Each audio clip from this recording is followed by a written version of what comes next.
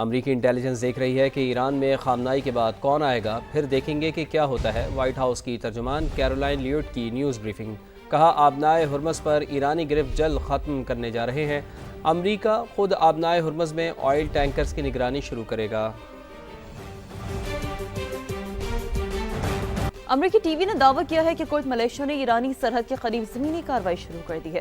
امریکی میڈیا کا کہنا ہے کہ ایرانی وزیر خارجہ عباس عراقچی نے کرد رہنما کو فون کیا، جس میں انہوں نے کسی تیسرے فریق کو صورتحال کا فائدہ اٹھانے نہیں دیں گے۔ یہ کہا پاسداران انقلاب کی جانب سے کرد ملیشیا پر میزائل حملوں کا دعویٰ کیا گیا ہے۔ عرب لیگ نے ایران کی جانب سے ہمسایہ ممالک پر حملے عالمی قوانین کی خلاف ورزی قرار دے دیے ہیں۔ عرب لیگ کے سیکرٹری جنرل احمد ابو الغیث نے کہا ہے کہ ایران کے عرب ممالک پر حملوں میں شدید تشویش ہے۔ ان حملوں سے ایران اور عرب ممالک کے تعلقات پر گہرا اثر پڑے گا۔ ان کا مزید کہنا تھا کہ ایران کے بحران کو دوسرے ممالک پر حملے کا جواز نہیں بنایا جا سکتا۔ دوست ممالک پر حملہ کرنے کی کوئی قابل قبول وجہ نہیں۔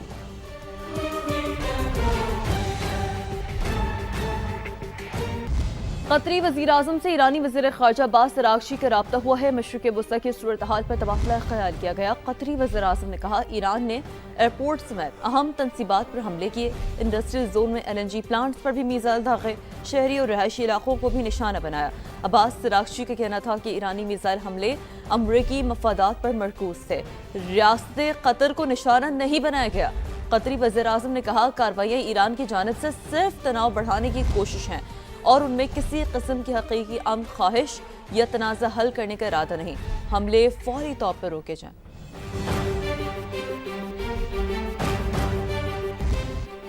امریکی اور صہیونی فوجی جارحیت نے ہمارے لیے اپنے دفاع کے سوا کوئی راستہ نہیں چھوڑا۔ ایرانی صدر مسعود پزشکیان کا ایکس پر پیغام۔ کہا خطے کی سلامتی اور استحکام فریقین کی مشترکہ کوششوں سے ہی یقینی بنایا جا سکتا ہے۔ ہم ہمسایہ اور برادر ممالک کی قیادت کا احترام کرتے ہیں۔ برادر اور ہمسایہ ممالک کے سربراہان نے جنگ سے بچنے کے لیے سفارتی ذرائع سے بھرپور کوششیں کی ہیں۔ چاہتے ہیں امریکہ اور ایران کا کشیدگی ختم ہو جائے۔ پاکستان اور دوست ممالک امریکہ اور ایران کے درمیان معاہدے کے لیے کوششیں کر رہے ہیں۔ مشیر وزیراعظم رانا ثناء اللہ کی پروگرام ریڈ لائن میں گفتگو۔ بولے ایران کو سعودی عرب سے گارنٹی لے کر دی ہے کہ ان کی زمین ایران کے خلاف استعمال نہیں ہوگی۔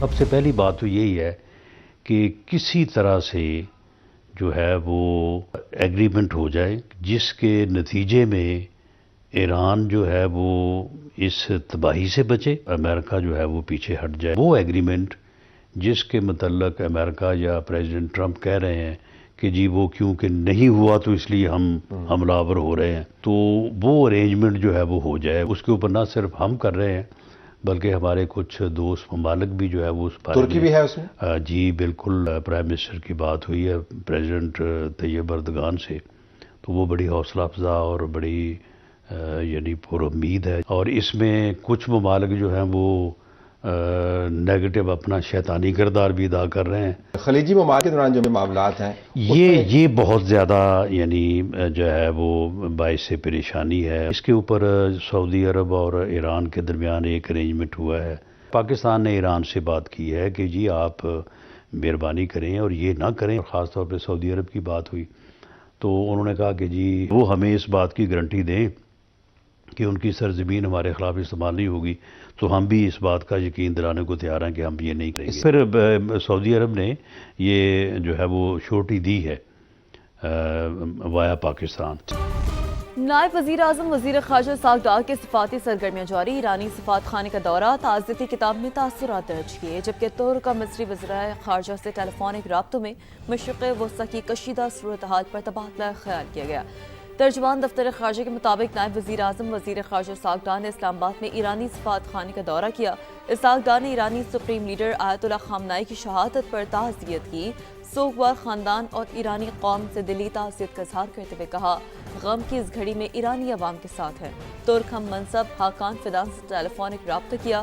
دونوں وزراء خارجہ نے مشرق وسطی کی کشیدہ صورتحال پر تفصیلی تبادلہ خیال کیا۔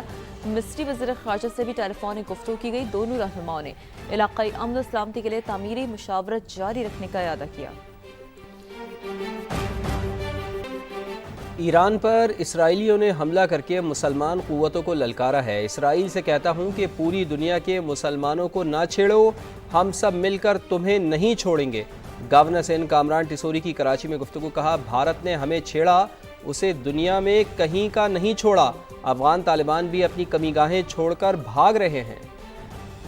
ایران پر یہودیوں نے، اسرائیلیوں نے حملہ کر کے ایک بار پھر مسلمان قوتوں کو للکارا ہے۔ میں کہتا ہوں کہ اسے نہ چھیڑو، اگر چھیڑو گے تو ہم سب مل کر تمہیں چھوڑیں گے نہیں۔ جب بھارت نے ہمیں چھیڑا تو ہم نے اسے بھی نہیں کہیں کا چھوڑا۔ ہم نے وہ مزہ چکھایا ہے افغان میں موجود دہشت گردوں کو کہ وہ بھی اپنی تمام جو کمین گاہیں تھیں انہیں چھوڑ کر بھاگ نکلے۔ اہم ترین اپڈیٹ یہ ہے، پیٹرولیم قیمتوں کی 15 دن کے بجائے اب ہفتہ وار جائزہ لینے کی تجویز سامنے آ رہی ہے۔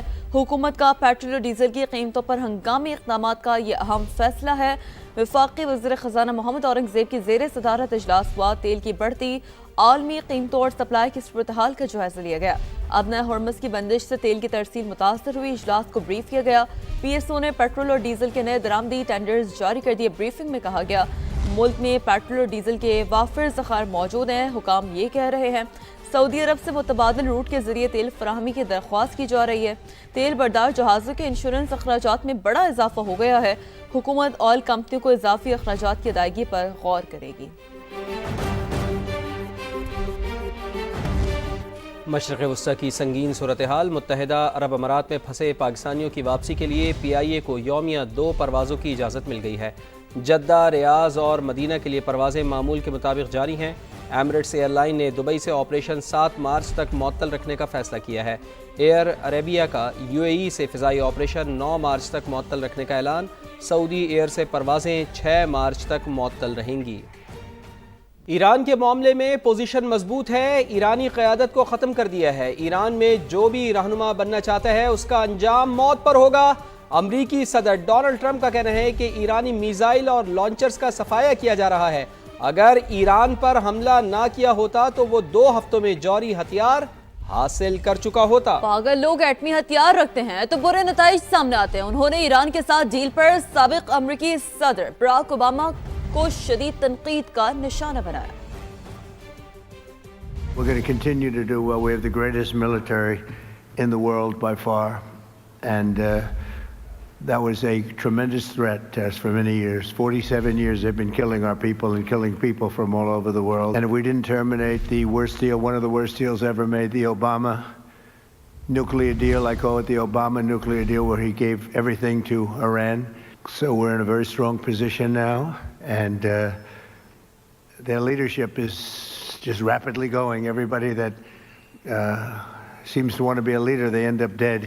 I can say, and you see it as well as I do, you see the tremendous progress that's being made. Their missiles are being wiped out rapidly. Their launchers are being wiped out. They're attacking their neighbors. They're attacking their, in some cases, allies, or not so long ago allies. If we didn't hit within 2 weeks, they would have had a nuclear weapon.